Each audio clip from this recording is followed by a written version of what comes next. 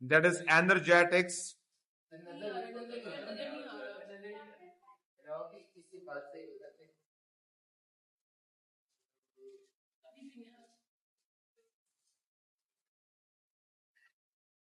Energetics. The name of chapter are chemical energetics, you can say.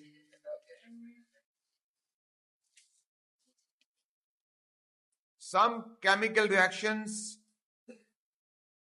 are said to be exothermic. Some chemical reactions are said to be known as endothermic.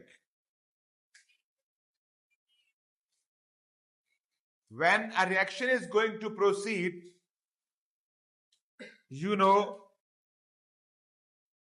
reactants meet together to make new compound that is called product. I mean, reactants changes themselves into the product. During the course of this reaction, this history, this journey, basically energy, usually you can say, energy is evolved or absorbed.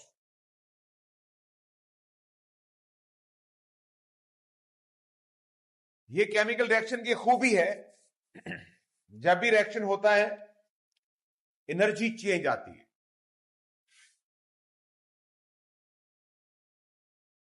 बारिश आती है, पानी आता है, आपको नींद आती है.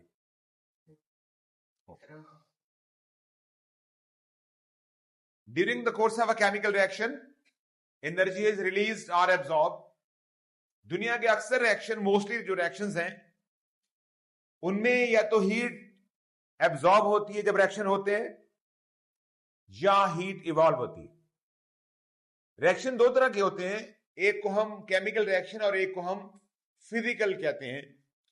फिजिकल चेंजेस और केमिकल चेंजेस, जिस किस्म की भी चेंज हो, अक्सर में mostly chemical changes and physical changes are associated with energy change.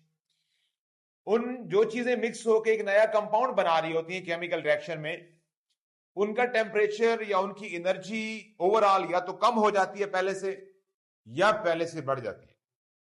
तो बेसिकली कहने का मतलब यह है कि energetics is the, I mean, department you can say, और it's a relative term that is used whenever the chemical reaction is going to happen, or even you can say a physical reaction is going to happen. जितने भी reaction हो, chemical हो या physical हो, अक्सर में बहुत कम ऐसे हैं जहां एनर्जी चेंज नहीं आती, ऐसे हैं. लेकिन अक्सर जो प्रोसीजर्स हैं वो they are going to change energy with their proceedings. हमने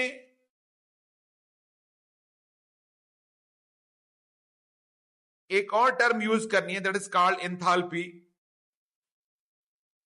आपने सुनी होगी जी.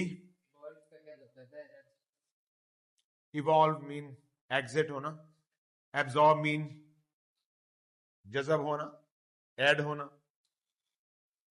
एक और टर्म है एंथैल्पी, जिसको एच से शो करते हैं. एंथैल्पी इज टोटल और generally heat energy of a system. Heat energy of system of a body is called its enthalpy. किसी भी सब्सटेंस, वो रिएक्टेंट हो या प्रोडक्ट हो, उसकी टोटल एनर्जी को हम एंथैल्पी कहते हैं. ये टर्म फिजिक्स और केमिस्ट्री में यूज होती है. That is going to be represented by H. हम इसको कैपिटल H से शो करते हैं. बेसिकली ये हीट एनर्जी ही होती है. एज आई टोल्ड यू, जैसे रिएक्शन प्रोसीड होता है तो एंथैल्पीज चेंज आती हैं. एनर्जी ऑफ द रिएक्टेंट और है डिफरेंट होती है. यूजुअली जनरली जो नई चीज बन रही है उसकी एंथैल्पी या एनर्जी डिफरेंट है, तो नई बनने वाली चीज की या तो एनर्जी कम होगी या एनर्जी ज्यादा होगी. तो that is called change in energy. हम केमिस्ट्री में उसको चेंज इन एंथैल्पी कहते हैं। ये सिंबल है चेंज का, जिसको डेल्टा बोलते हैं। Delta H mean change in enthalpy.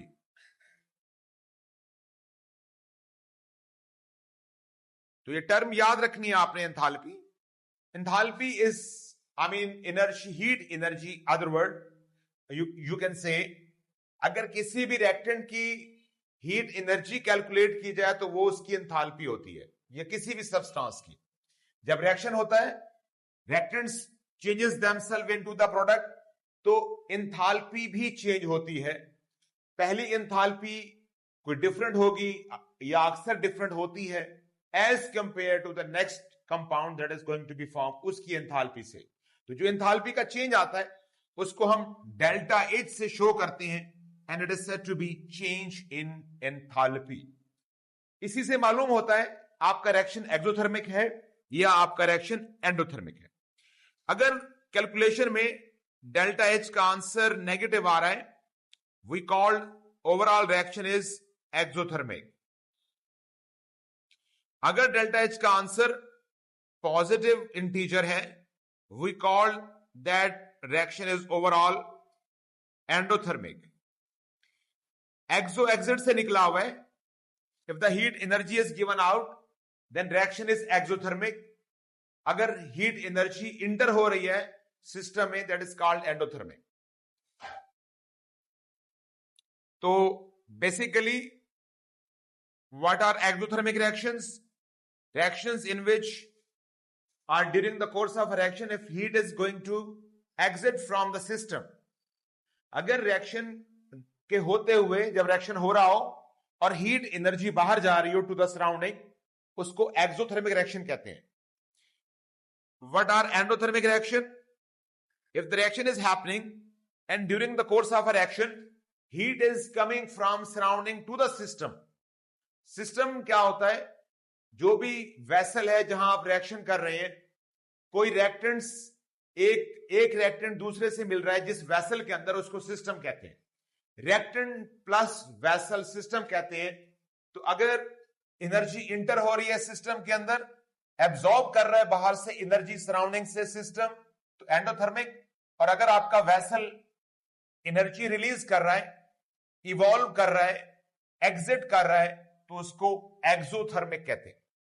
ये टर्म्स जनरल हैं, आपको याद रहेंगी, कोई एज सच कोई इतना मुश्किल टॉपिक नहीं है। Which one? If a system वाली बात, या मैं बात देखिए, फॉर एग्जाम्पल मेरे पास आइस क्यूब है। I am going to show you a physical change, not the chemical one. Ice cube अगर आप रूम टेम्परेचर पे रखेंगे, दे स्टार्ट मेल्टिंग, लिक्विड बनना शुरू हो जाएगी आइस। इसका मतलब यह है कि it is absorbing heat from surrounding. So this physical change, although it's a physical change, it is said to be endothermic or exothermic. It is called endothermic. Heat inter हो रही है उस सिस्टम में। ये सिस्टम है आपका, main reactant, main vessel को system कहते हैं। जहां रिएक्शन हो रहा हो उस वेसल को, उन रिएक्टेंट को सिस्टम कहते हैं। उसके इमीडिएट अलावा उसके बाहर जो भी बाउंड्री है उसको सराउंडिंग कहते हैं।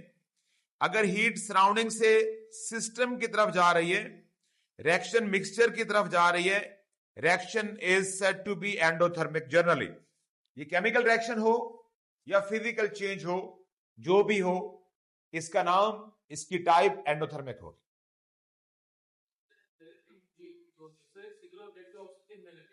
किसके जी? एंथैल्पी हर चीज की होती है। एंथैल्पी हर सब्सटेंस की होती है। एंथैल्पी ईच एंड एवरीथिंग जो भी रिएक्शन में टेक पार्ट कर रहा है, वो एलिमेंट है, वो कंपाउंड है, सबकी कोई ना कोई एंथैल्पी होती है। तो एंथैल्पी में चेंज आता है। एंथैल्पी खाली मेजर नहीं की जा सकती। वो हमारे that is not useful for us. लेकिन हम जब भी करते हैं डेल्टा एच मालूम करते हैं, डेल्टा एच का आंसर मालूम करते हैं, एंथैल्पी चेंज मालूम करते हैं, क्योंकि कुछ एंथैल्पी पहले भी थी, एंथैल्पी ऑफ द रिएक्टेंट, जो बाद में चीज बनी उसकी एंथैल्पी को बोलते हैं एंथैल्पी ऑफ द प्रोडक्ट। इन दोनों का जो डिफरेंस है that is called delta H. Exothermic reactions क्या होते हैं, एंडोथर्मिक क्या होते हैं, और एंथैल्पी किसे कहते हैं, एंथैल्पी चेंज क्या होती है, एंथैल्पी चेंज के सिंबल से कैसे आप मालूम कर सकते हैं कि रिएक्शन एक्सो है या एंडो है, एंड सो ऑन। यहां तक कुछ चीज समझना आई, जनरल इंट्रोडक्शन था। पहली बात यह है, दोबारा सुन लें, दुनिया का हर रिएक्शन या most of the reactions they are going to associate themselves with energy change. जब रिएक्शन होता है एनर्जी चेंज होती है, अक्सर होती है, तो उसको, उस एनर्जी चेंज को एंथैल्पी चेंज कहते हैं। वो हो सकता है कि पहले से एनर्जी चेंज कम हो जाए, यानी कि जो नया कंपाउंड बन रहा है उसकी एनर्जी कम हो जाए या उसकी एनर्जी ज्यादा हो जाए, तो उस बिहाफ पे हम कहते हैं या तो डेल्टा एच पॉजिटिव आएगा, चेंज इन एंथैल्पी पॉजिटिव आएगी, या चेंज इन एंथैल्पी नेगेटिव आएगी। तो अगर नेगेटिव आएगी तो उसका नाम रखा हुआ है एक्सोथर्मिक, और अगर एंथैल्पी चेंज पॉजिटिव है तो उसका नाम, उसको कहते हैं एंडोथर्मिक। यहां तक कुछ चीज समझना आइए प्लीज। छोटी छोटी लेकिन बेसिक टर्म्स हैं, ये आपने याद रखना। अब इनफैक्ट इंडीड होता क्या है वो मैं आपको एक छोटा सा मैप बना के दे रहा हूं, वो भी आपने याद करना है। देखिए मेरे पास हाइड्रोजन है H2, it is going to react with oxygen O2 goes to HOH। It's a chemical reaction. मैं अभी इसके सामने हाफ लगा रहा हूं, अब गौर से देखिएगा, what are the reactants, hydrogen gas and oxygen gas. What are the products, water. ये पानी कैसे बना है, H2 और O2 आपस में मिले। बोदला साहब ये बताइए कि जब H2 और O2 मिलते हैं, ये जो पानी, उसके बाद एक नया कॉम्बिनेशन बना है, पानी बना है, इसका पहला स्टेप एज्यूम कर लें या समझ लें कि सबसे पहले जो है इन दोनों का आपस में कुलयन हो रहा है, आपस में ये हिट कर रहे हैं, एक दूसरे को टकरे मार रहे हैं। तो एज अ रिजल्ट क्या होता है, पहला स्टेप क्या होगा बेसिकली, यहां पर HH बॉन्ड है ना, यहां पर कौन सा बॉन्ड है, HO बॉन्ड। तो इसका मतलब क्या हुआ, पहला स्टेप क्या होता है, साथ। The first step of the chemical reaction is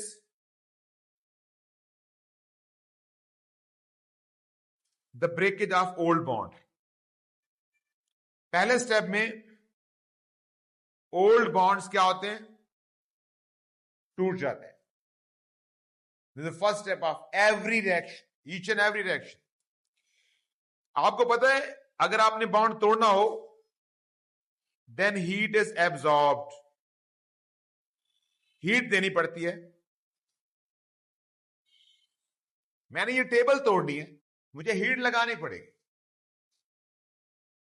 मैंने सांप का मुंह तोड़ना है, मुझे मुक्का मारना पड़ेगा, हीट लगानी पड़ेगी। सो पहला स्टेप याद रखें, ये ए लेवल तक, FSC तक याद रखें। पहला स्टेप कोई भी रिएक्शन हो, जब तक HH का बॉन्ड नहीं टूटेगा, HO बॉन्ड नहीं बनेगा।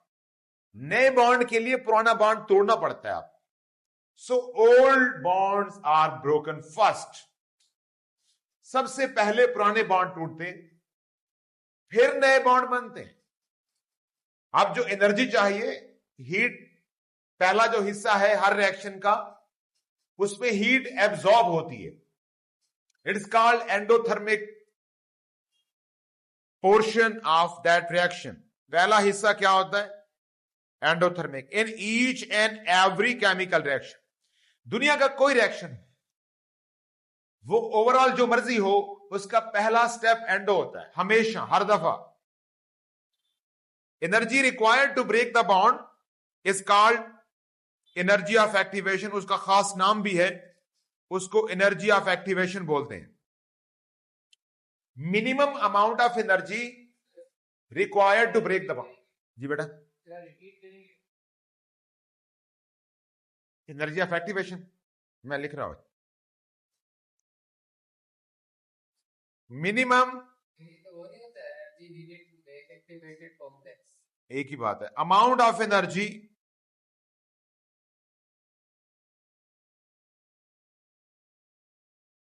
To break the bond of reactants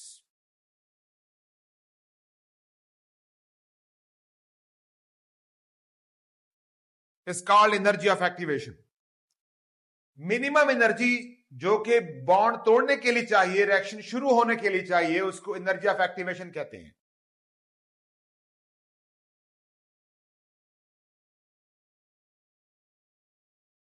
got it? पहली बात तो यह है, जब भी कोई रिएक्शन होता है तो पहला स्टेप क्या है? आयन एजाज, bonds are broken, old bonds are broken. याद रखें इस बात को। आफ्टर सम टाइम देन क्या होगा? जब बॉन्ड सारे टूट जाएंगे, नया बंधन बनेगा, नया कॉम्बिनेशन बनेगा, नया मॉलिक्यूल बनेगा। So new bonds are form, then new bonds are formed. Next step है, next portion. In this case, whenever the bond is formed, energy is released. Energy released. So the next step is exothermic step.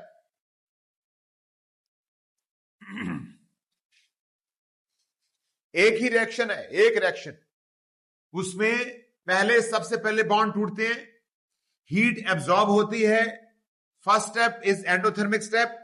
उस heat का एक खास नाम है, उसे कहते हैं energy of activation. Amount of energy required to break the old bond of the reactant is called EA, E capital, A small, energy of activation. Reaction को एक्टिवेट करने के लिए जो एनर्जी चाहिए होती है, ट्रिगर करने के लिए, उसको एनर्जी ऑफ एक्टिवेशन होती है। हर सूरत में, हर रिएक्शन को चाहिए। तो पहला स्टेप में हीट एब्जॉर्ब होती है, फिर जब नए बॉन्ड बनना शुरू होते हैं तो हीट और एनर्जी दोनों लिख सकते हैं आप। हीट एनर्जी, मैं पूरा लिख देता हूं।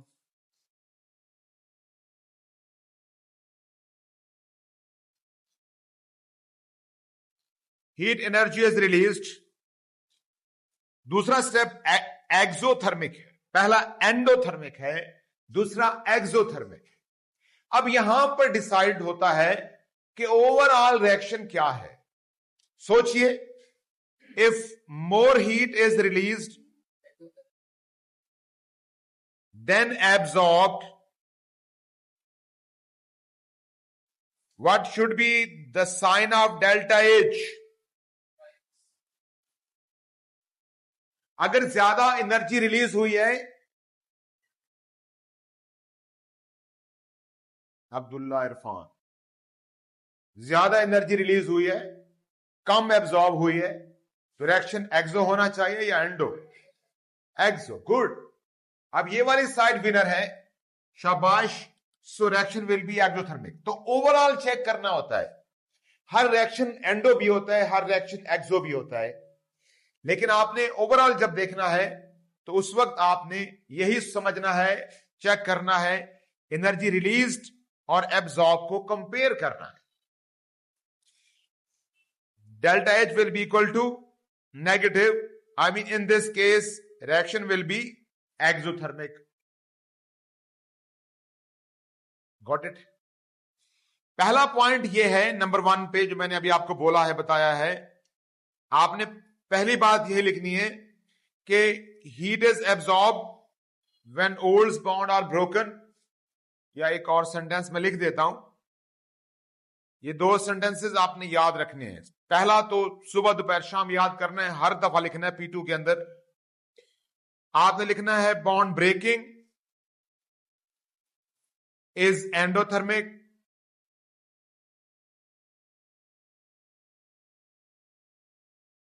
and bond making is exothermic. ये पहला पॉइंट है, 1 मार्क मिलेगा आपको। हर दफा लिखना है, जब भी वो पूछे कि ये क्यों एक्सो है, ये क्यों एंडो है, ये पहला पॉइंट आपने लिखना है हर दफा। कोई भी क्वेश्चन हो P2 में, पहला 1 नंबर का ये पॉइंट है। दूसरा पॉइंट भी मैंने आपको बताया, वो क्या है, आपने एनर्जी को कंपेयर करना है। 2 एनर्जीज हैं बेसिकली, एक एनर्जी रिलीज और एक energy absorb. Absorb versus released. अगर एनर्जी एब्जॉर्ब ज्यादा है किसी भी रिएक्शन में, एनर्जी रिलीज कम है, तो क्या होगा वो रिएक्शन? मिस्टर राव,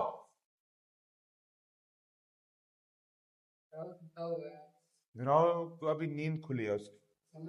जी बोदला साहब, if energy absorb is higher than energy release, then delta H sign will be positive, and delta H sign positive mean reaction is endothermic.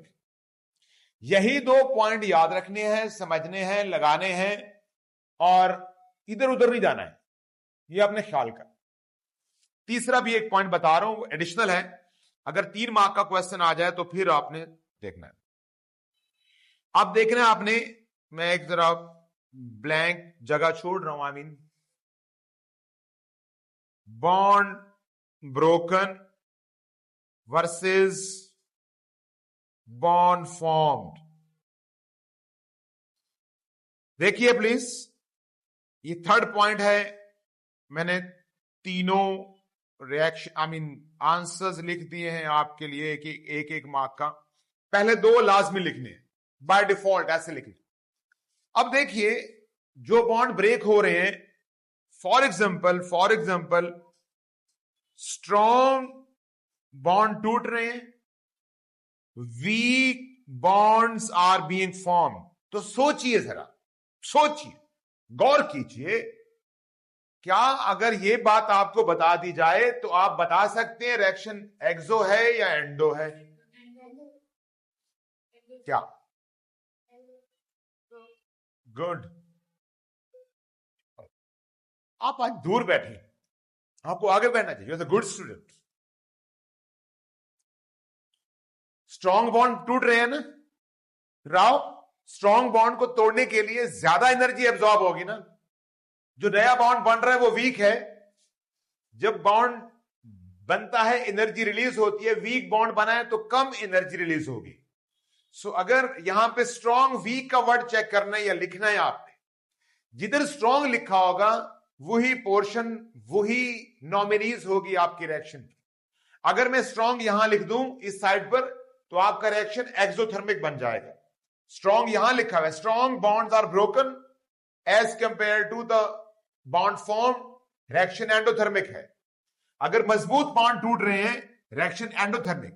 अगर स्ट्रॉन्ग बॉन्ड बन रहे हैं, reaction exothermic. Strong bond break हो रहे हैं, endothermic. Strong bond बन रहे हैं, एक्सोथर्मिक। थोड़ा सा फर्क होता है, लेकिन बहरहाल आपने देखना ये है। तो ये एक स्ट्रेटजी है जो कि आपने याद रखनी है, समझना है इनको। यहां तक कोई चीज समझ ना आई हो, प्लीज लेट मी नो। कोशिश तो की है कि मैंने आपको जरा स्लो पेस में पढ़ाऊं, लेकिन ये रिएक्शन छोटा सा क्वेश्चन वो है, चैप्टर है वैसे। जी बताइए प्लीज। Got it? हंस पर सच्ची बताओ।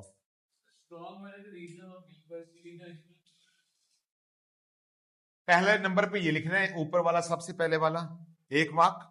उसके बाद एनर्जी के टर्म में लिखना है, जो भी क्वेश्चन हो एनर्जी के टर्म में लिखना है। एनर्जी एब्जॉर्ब और एनर्जी रिलीज को कंपेयर करना है आपस में।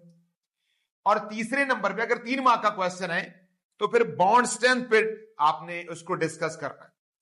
नंबर ऑफ बॉन्ड्स, समटाइम वो पूछते भी हैं कि नंबर ऑफ बॉन्ड्स ब्रोकन, पहली 2 एसेंशियल है प्यारे, लाजमी लिखनी है।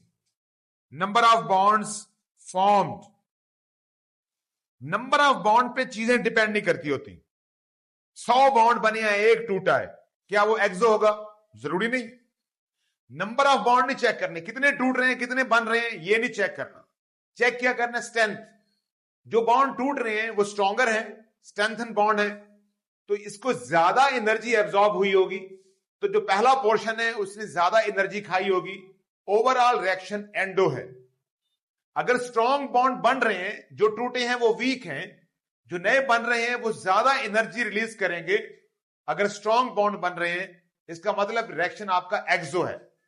दोनों काम होते हैं, याद रखना है टाइम, क्योंकि अब इतना नहीं है कि आप बार बार रिवाइज करते रहें।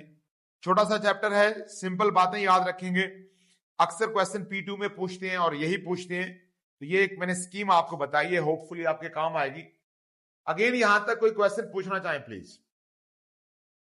नंबर ऑफ बॉन्ड को आपने चेक नहीं करना, नंबर ऑफ बॉन्ड पे हम डिसाइड नहीं कर सकते, हम मालूम नहीं कर सकते रिएक्शन एक्सो है या एंडो है। हम कब मालूम कर सकते हैं, बॉन्ड स्ट्रेंथ का पता हो, एनर्जी का पता हो, इन दो फैक्टर के हेल्प से हम मालूम कर सकते हैं रिएक्शन एक्सो है या रिएक्शन एंडो है। रॉ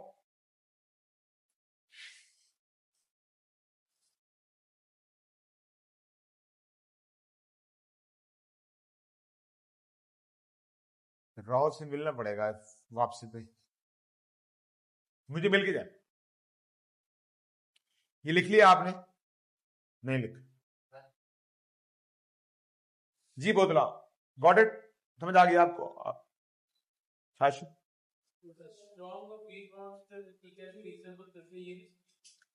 अगर स्ट्रॉन्ग बॉन्ड ब्रेक हो रहे हैं तो एनर्जी ज्यादा एब्जॉर्ब हो रही है। बॉन्ड ब्रेकिंग क्या होती है, पहली लाइन समझनी है सबसे पहले आप।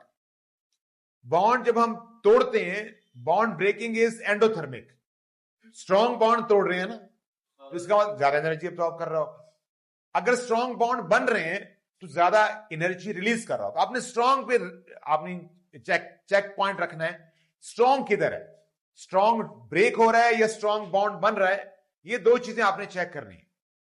स्ट्रॉन्ग आपको इंडिकेट करेगा कि एनर्जी ज्यादा एब्जॉर्ब हो रही है या ज्यादा रिलीज हो रही है। काम तो दोनों हो रहे हैं, एब्जॉर्ब भी होती है, एनर्जी रिलीज भी होती है, दोनों काम होते हैं। ज्यादा कौन सा काम हो रहा है वो आपने देखा। Got it Zarmeen, you got it, समझ आया कुछ? और राव बाजी, you are not listening me like Nabi Ahmad.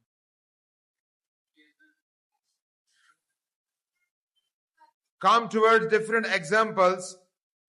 Exothermic. Number 1, combustion.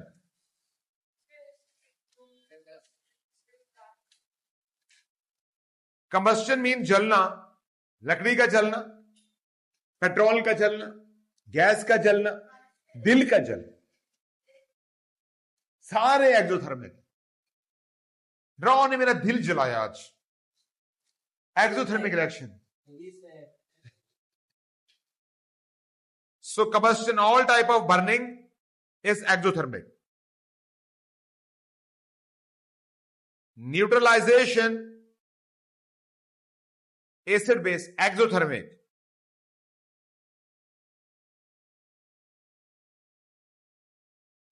Respiration, exothermic. भूल रहा हूं, अयान इजाज़त, आपको मेरी बात समझ में नहीं आ रही? पक्का सदा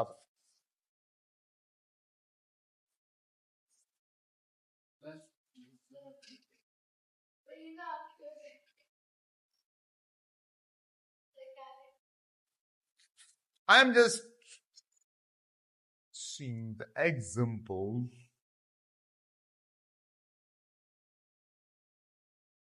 यही कुछ ही है। एक और एग्जांपल है प्रेसिपिटेशन।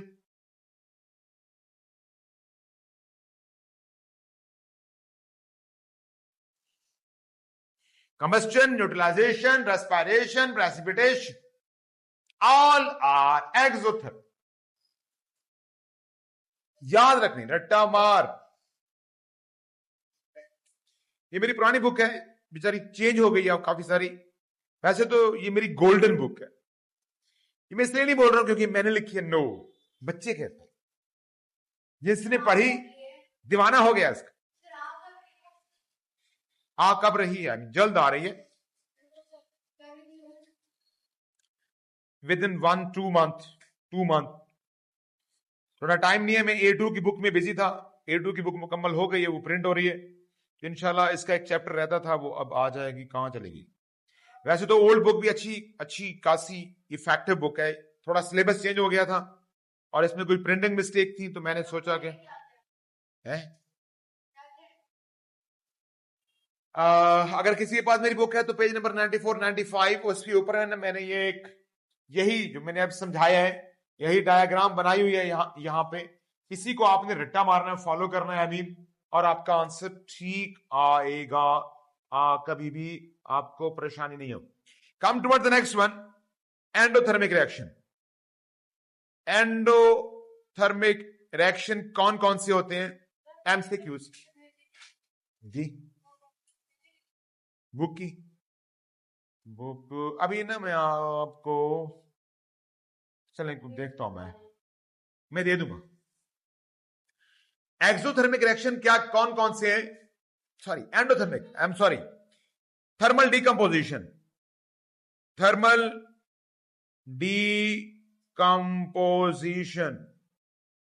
हीट करके किसी को तोड़ दो, डिकम्पोज कर दो किसी कंपाउंड को, उसको कहते हैं thermal decomposition. Photosynthesis, similarly melting point, melting boiling, not point, sorry, melting, boiling, evaporation and so on. Or yes, electrolysis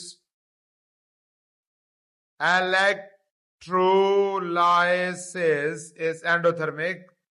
And the last one, according to my book, atomization. Evaporation, melting, boiling, evaporation. Evaporation सारा लिखूं, proper लिखूं क्या?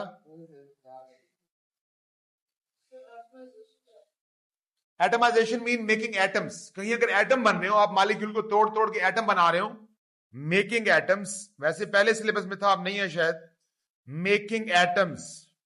कहीं अगर आपको equation दे दी जाए सिर्फ atom बन रहे हो तो बोले तो एंडोथर्मिक नहीं। लेकिन अगर कोई ऐसी इक्वेशन है, CH4 लिखा हुआ है और यहां लिखा हुआ है कार्बन +4 हाइड्रोजन, एमसीक्यूज है, वो आपसे पूछ रहे हैं what is the nature of this reaction. यानी कि देखिए CH बॉन्ड, 4 बॉन्ड टूट गए हैं, कोई बॉन्ड बना नहीं है, तो यहां CH4, ये 4 बॉन्ड थे पहले, अब बॉन्ड टूट गए, there is no new bond form in this case, so this reaction is endothermic. सिर्फ बॉन्ड ब्रेकिंग हो रही है, बॉन्ड मेकिंग नहीं हो रही है, तो ये रिएक्शन क्या होगा? एंडोथर्मिक। एंडो और डेल्टा H क्या होगा इसका? पॉजिटिव। Exactly, got it.